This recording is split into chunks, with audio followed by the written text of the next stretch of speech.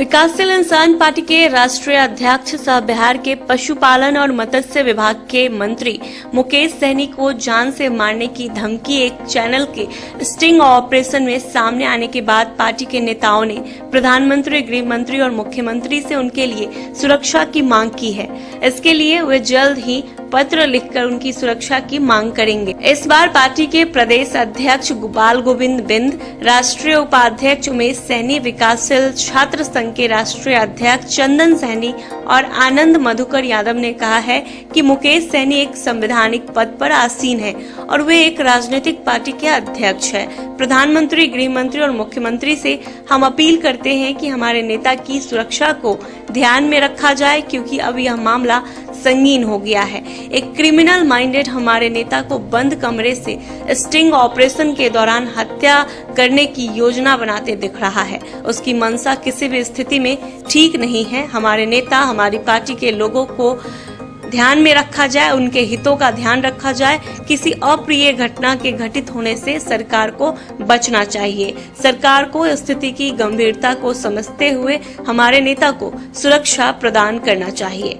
VIP के नेताओं ने कहा कि यूपी में कुछ लोग संविधान की बात करते हैं, हालांकि वास्तव में संविधान के ऊपर अपना पांव रख करके राजनीति कर रहे हैं ऐसे लोग। ये सही नहीं है। पहले भी मुकेश सहनी को यूपी में प्रतिमा लगाने से रोकना और अब लोगों को गुमराह करने वाले संगठन के द्वारा एक दल के मुखिया और मंत्री की हत्या की साजिश करने वाले पर अविलंब कार्रवाई हो, इसकी मांग वीआईपी करती है। इसको लेकर के जल्द ही वीआईपी के नेताओं के द्वारा यूपी के मुख्यमंत्री योगी आदित्यनाथ से भी मुलाकात होगी। और आपको बताते चले कि उत्तर प्रदेश में एक हिंदी न्यूज चैनल के स्टिंग ऑपरेशन में यह बात सामने आया है। हिंदी चैनल के स्टिंग ऑपरेशन के अनुसार संजय निषाद कहते नजर आ रहे हैं कि हमसे बड़ा गुंडा कौन है, सहनी आया तो उसे मारकर भगा देंगे।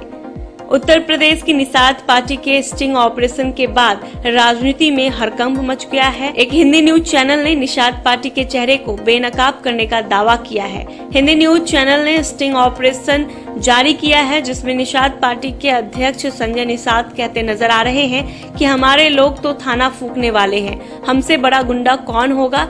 दावा किया है कि चुनाव में मर्डर करना पड़े तो वो भी करेंगे और चुनाव के बाद केस वापस करा लेंगे।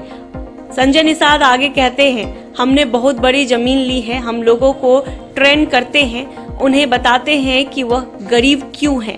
मुकेश सहनी अगर आएगा तो उसे मारकर भगा देंगे, सहनी की गाड़ी फूंक देंगे, 2-4 लोगों को जला देंगे।